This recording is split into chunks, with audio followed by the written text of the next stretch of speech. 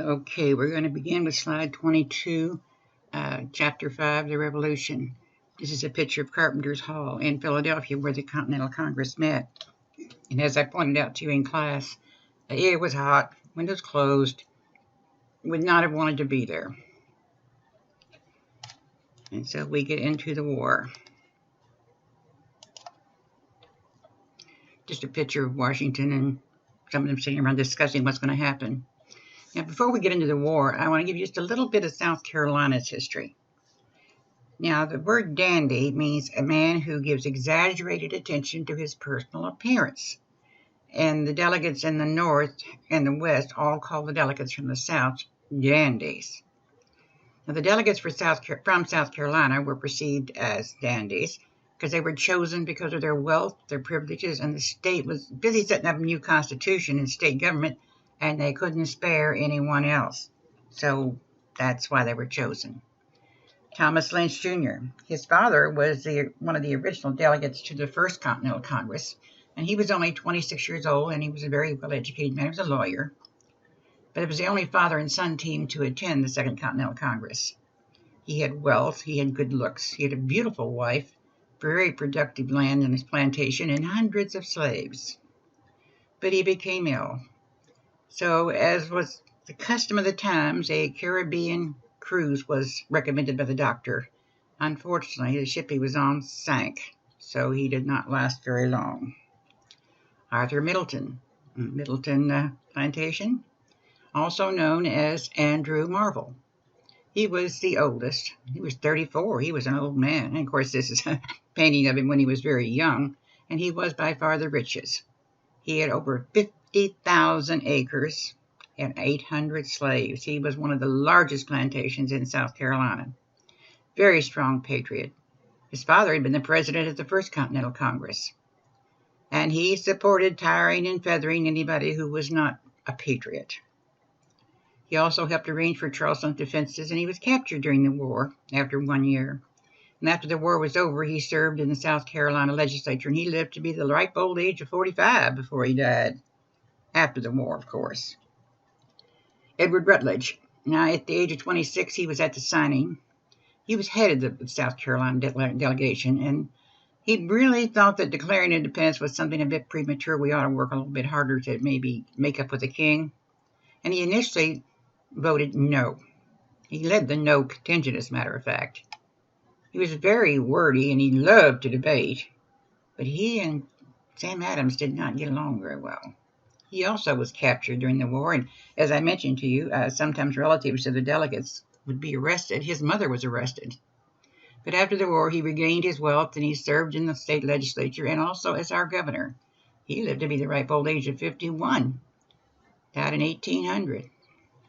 Thomas Hayward Jr., 30, studied law in London, returned home to marry and to run a massive plantation. He did not like the English because they looked down on the colonists. He helped draft the South Carolina Constitution, and he was one of the most likable ones there, even though he too was called a dandy. He was wounded during the war and captured, and then he rebuilt his plantation called White Plantation, and then he served in the state legislature, and he also became a judge, but he lived to be the ripe old age of 63. So, question, would you have been a patriot at this time? It's hard to say, especially if you were in the South, because so many families were split. The Loyalists were those that stayed loyal to the Crown. Tories were the same. They stayed loyal to the Crown, and they were kind of an interchangeable word, although mostly it was used for the word Loyalist was used. And a patriot, those for independence, and they were a bit radical in the North and the East. So you must know the difference between a Loyalist and a patriot. Now back to the war, and you know what a dandy is now. In June of 1776, British warships arrived in New York City with Sir William Howe at the helm. It was at this point in time that Washington's army, untrained and untried, decided it was essential to show some signs of force. You have to show some signs of resistance.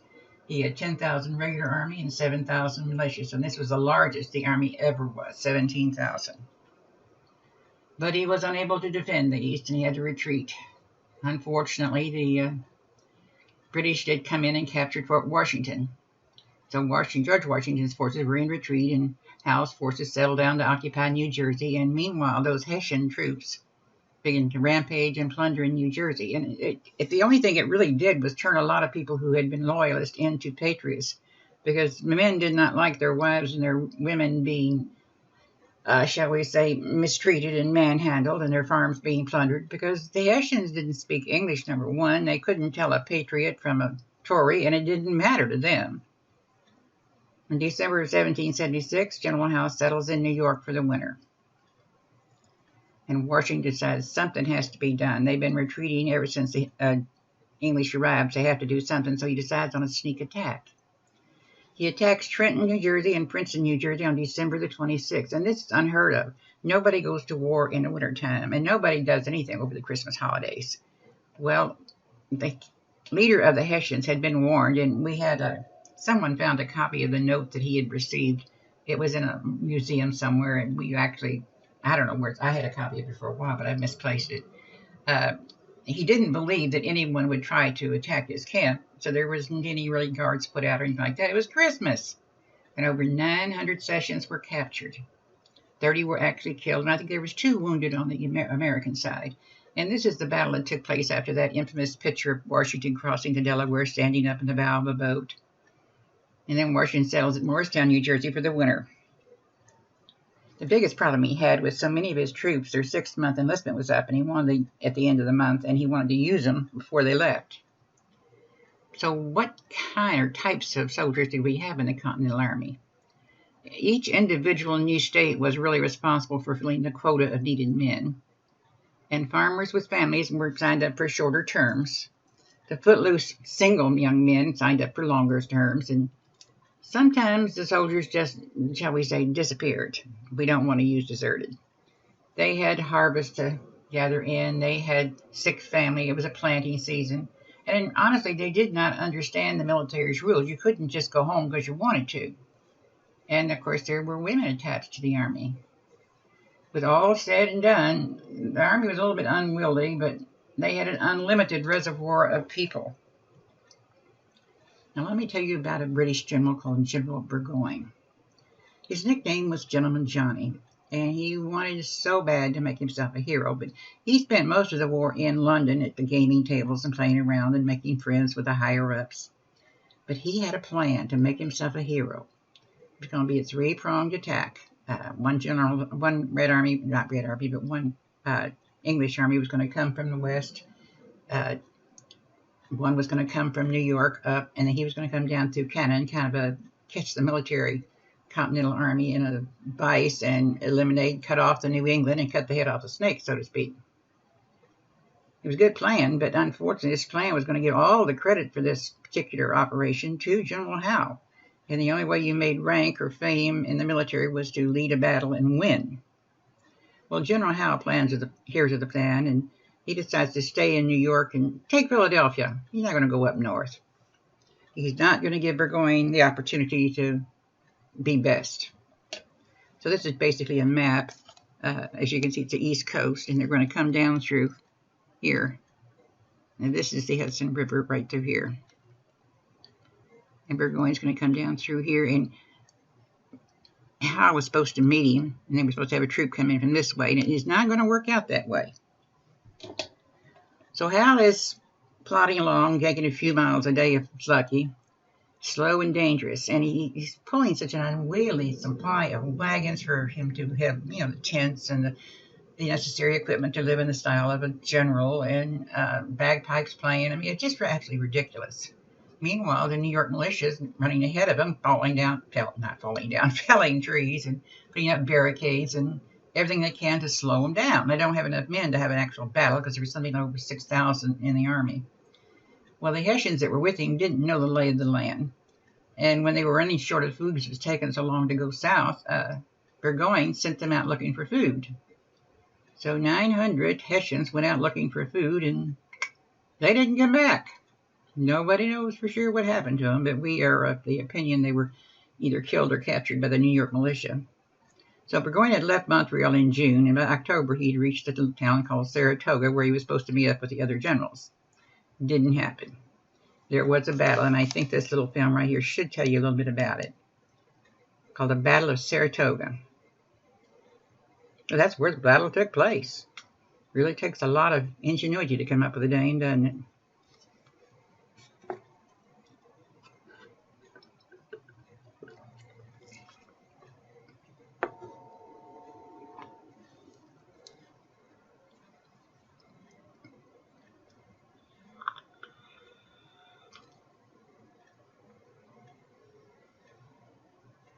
Well, at least the little circle isn't blue today to drive me nuts. It was a lot quicker in class today, wasn't it? Ah, here we go.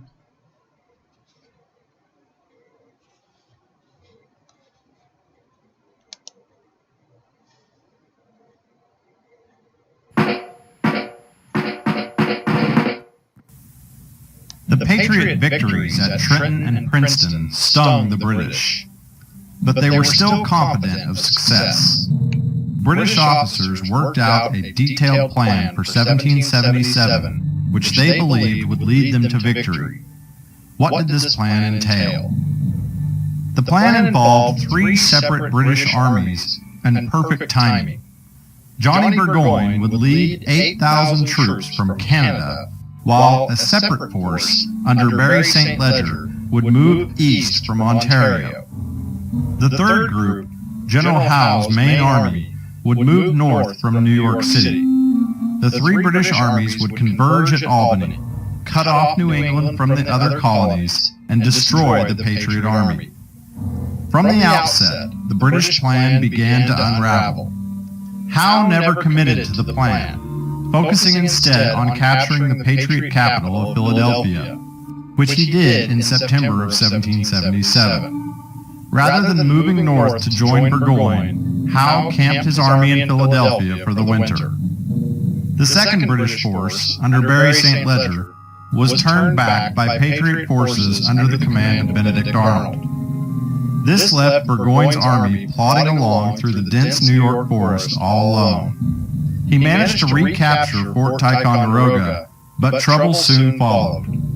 Loaded down with 30 extra wagons to support his lavish lifestyle, his army moved at a lagging pace.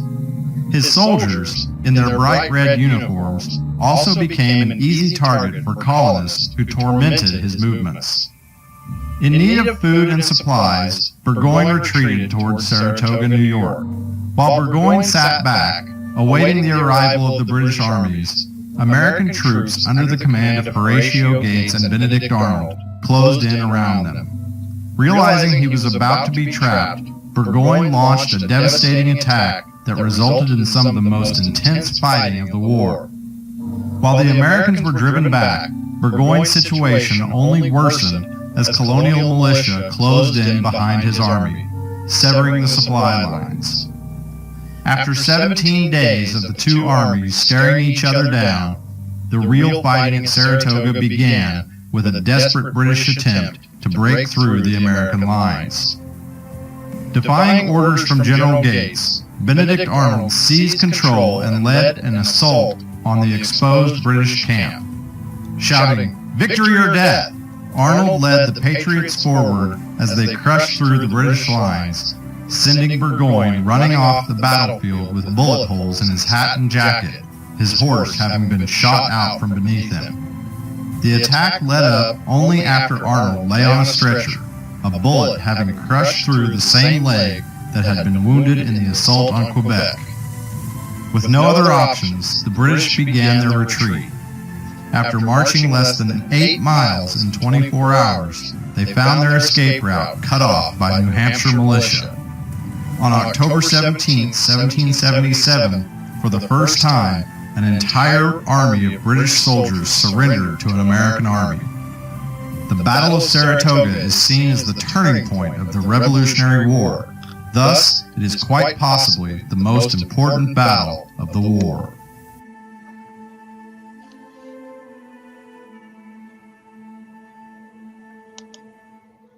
Yes, Benedict Arnold was there. In the beginning of the war, and him getting wounded a second time in the same leg had a lot to do with him not being allowed to go out into battle anymore, plus the fact he had disobeyed direct orders from his commanding general. And he was sent to the military post to West Point to guard the Hudson River, and he didn't like it, and he was doing a little bit of finagling, black market style. Plus, he was married to a very beautiful woman who wanted nice things, and she wasn't getting them. So I hope if you ever get a chance to read the story behind his wife, who was really the real traitor, it is. But this was important for several reasons, because I remember me telling you that the French said that they would help support us if we made a battle on our own or won a battle on our own, and we proved that we were in it for the long haul. Well, this battle proved that, and as a result of the Battle of Saratoga, the French came out in the open and declared war on England. France, Spain, and the Netherlands had been sending help secretly, and now they're going to do it because we proved we're in it for the long haul. So the Battle of Saratoga sealed the deal, and France declared war on England. So now England can't just focus on the colonies.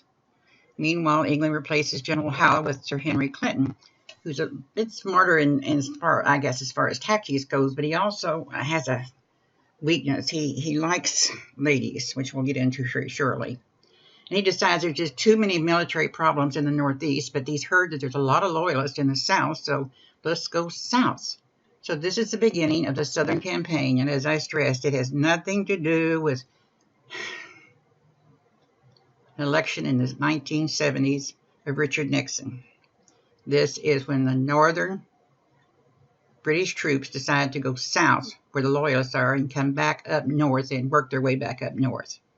In June of 1778, Savannah falls. She didn't fight too hard, folks. Late the next year, Charleston's attacked, and after a siege, the general in charge of Charleston, General Ben Lincoln, had to surrender. As you can see, this is the southern coast.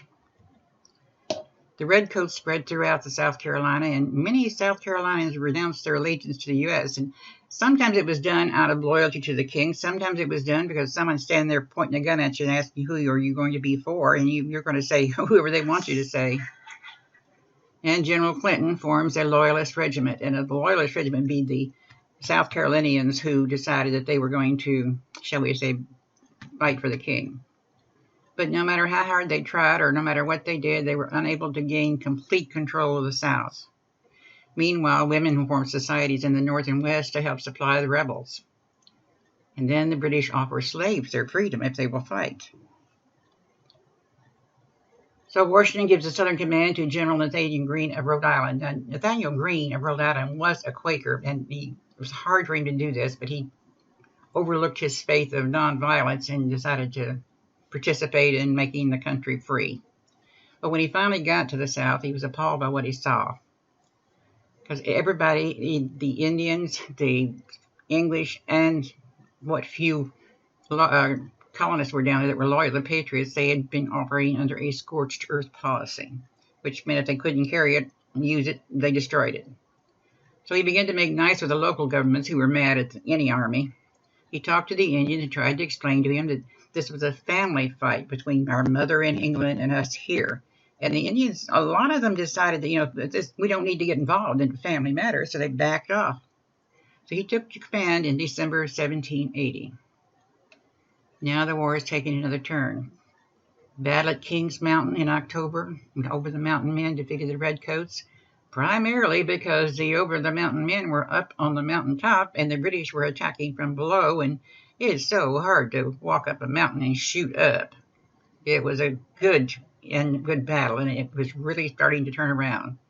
The next year, in January, General Greene decides that General Daniel Morgan is going to take Tarleton's legion. Tarleton is the English officer who he didn't want to be held down by any captives, so even when they tried to surrender, the Patriots tried to surrender after a battle, he would have them killed.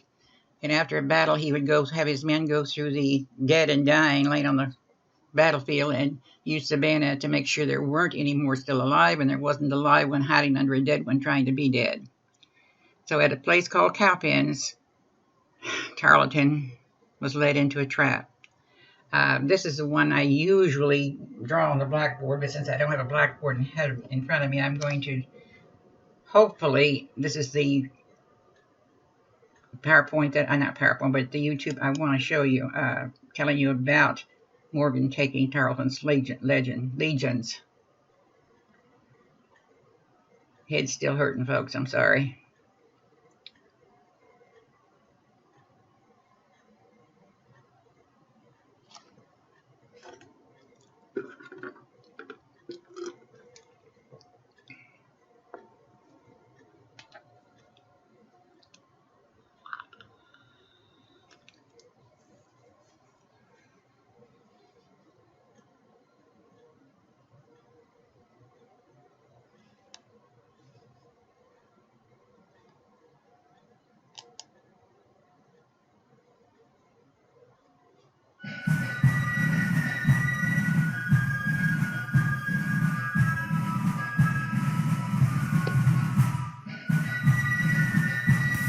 By 1779, the American Revolution had become a stalemate.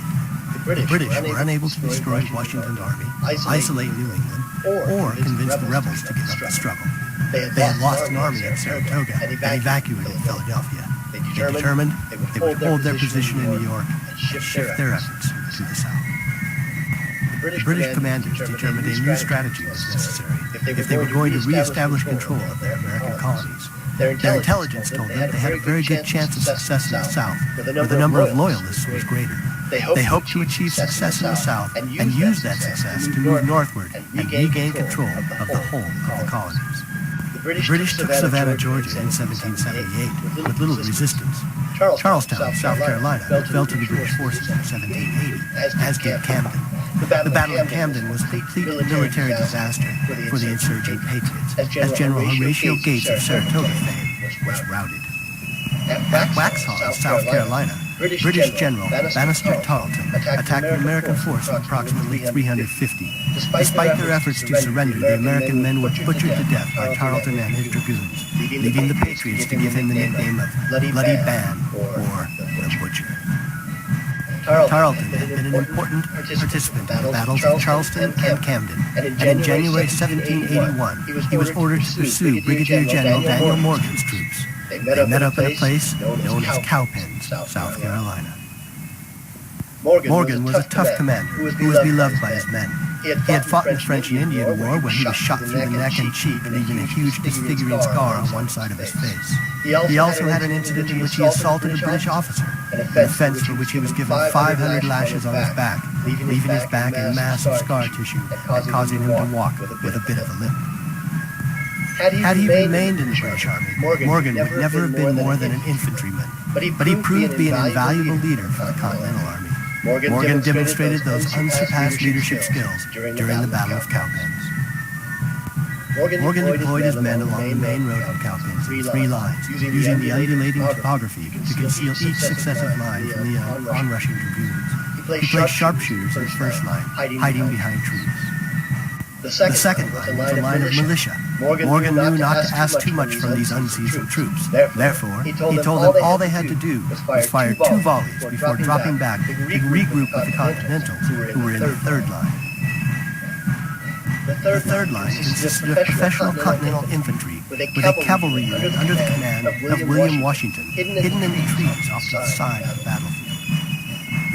Morgan understood Tarleton well. He calculated that Tarleton would attempt a full frontal assault, and he was absolutely correct.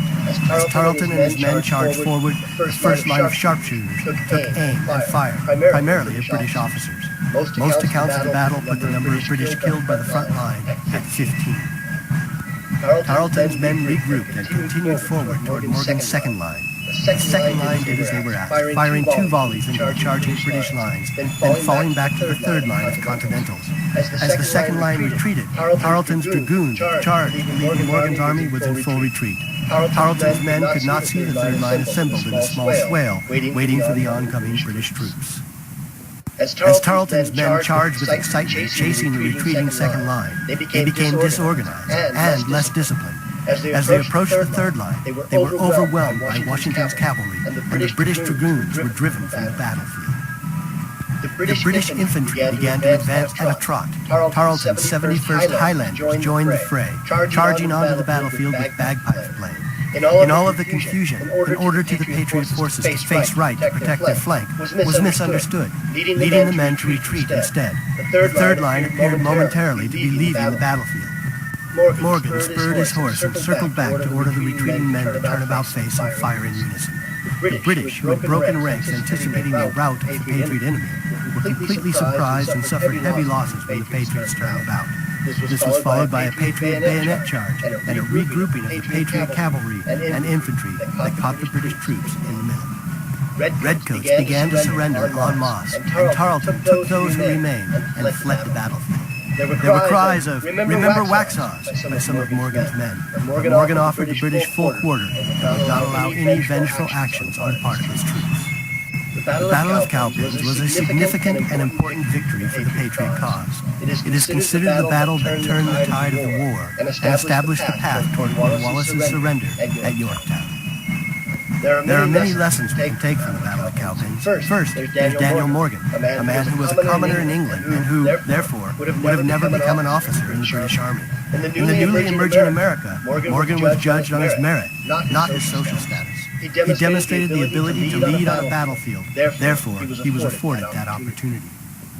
The militia in the second line may be seen in a similar light. They were common men, largely untrained in the art of warfare, who demonstrated great courage and confidence in the face of the enemy. They believed in themselves and their leadership, and they established a goal that was meaningful and attainable. They achieved their goal through teamwork and trust.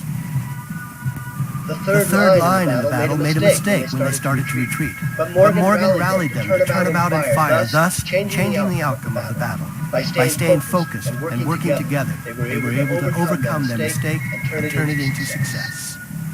In many ways, the Battle of Cowpins is a microcosm of American values. I'm sure through greater analysis you will find many more lessons that exemplify the great country we all enjoy today.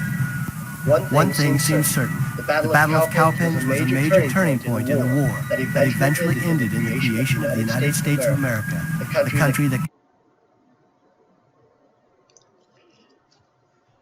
Meanwhile, General Greene's harassing the commander of the British troops in Carolina, General Cornwallis, who had been told to stay in the South until he had complete control.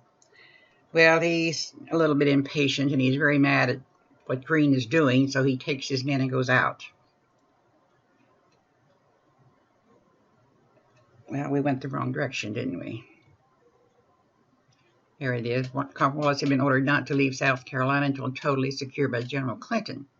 Well, he ran out of supplies, and he wasn't able to capture General Greene, so he sent word to General Clinton in New York that he needed help. But Clinton didn't receive the message. It seemed that Clinton was busy entertaining his military aide's wife, and I'm sure they were discussing strategy. So he never received the memo that Cornwallis needed help. So he retreats to Virginia to await English ships with supplies, and when the ships finally showed up, they were not English ships, they were French ships. And George Washington shows up with his army, and the Yorktown is surrounded, and he has to surrender. So October the 19th, 1781, 4 years and 2 days after Saratoga, Cornwallis surrendered. He himself did not surrender. He sent his aide out to surrender because he was too proud to surrender. So now England decides it's had enough. King George III says, end it, now. So a temporary peace treaty was signed on November of 1782, but it would be a year later before the formal treaty was signed on September of 1783 at Versailles.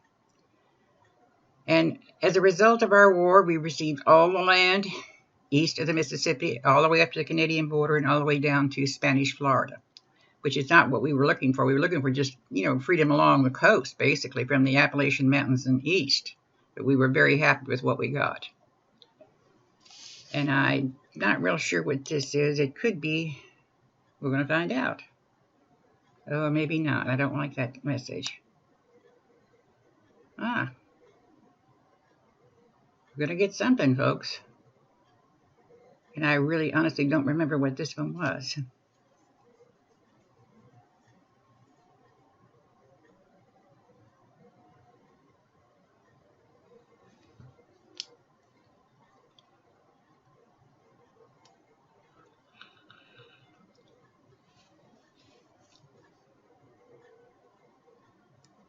I bet this is a John Green one. I'm going to find out here in a few seconds. No, not just 3 minutes. It's not. Oh, the Treaty of Paris. Okay. Although Yorktown was the last major battle of the American Revolution, the war did not technically end with the surrender of Cornwallis's army. The British still held Savannah, Charleston, and New York. While a few minor skirmishes took place across the 13 states, the Patriot victory at Yorktown had convinced the British that the war was too costly to carry on. How did the American Revolution officially end? The United States and Great Britain sent delegates to Paris, France to work out a treaty. Benjamin Franklin, John Adams, and John Jay represented the United States. In April of 1783, the American Congress ratified or approved the document. And on September 3, 1783, the Treaty of Paris was signed, officially ending the war. By then, Britain had also made peace with France and Spain. The Treaty of Paris was a clear victory for the Americans, as Great Britain formally recognized the United States as an independent nation with territory reaching to the Mississippi River and from Spanish-held Florida to Canada. The British agreed to withdraw their troops from American territory and to give the Americans the right to fish off the coastal waters of Canada. The United States agreed to allow British merchants to collect debts owed to them by Americans. And the treaty also advised the states to return property confiscated from Loyalists during the war. With the treaty signed, General Washington resigned his command in the Army to return to civilian life at Mount Vernon. Soldiers returned home to their families, their bravery and service having made victory possible. Before their dismissal, Washington told them, "I most devoutly wish that your latter days may be prosperous and happy as your former ones have been glorious and honorable." On December the 4th, 1783, Washington said farewell to his officers at Manhattan's Fraunces Theater. 3 weeks later, he presented his formal resignation to the Second Continental Congress. One witness described the emotional scene. The spectators all wept, and there was hardly a number of Congress who did not drop tears. The American War for Independence, as much as a people's movement as it was a military one, ushered in a revolutionary idea of creating a government based on the clear principles of freedom and rights for its citizens. American liberty did come at a cost. Of an estimated 217,000 men who served, 4,435 Americans died on the field of battle, while another 17,500 died from wounds, starvation, cold, or disease. This would be the equivalent of more than 3 million Americans losing their lives in a war today.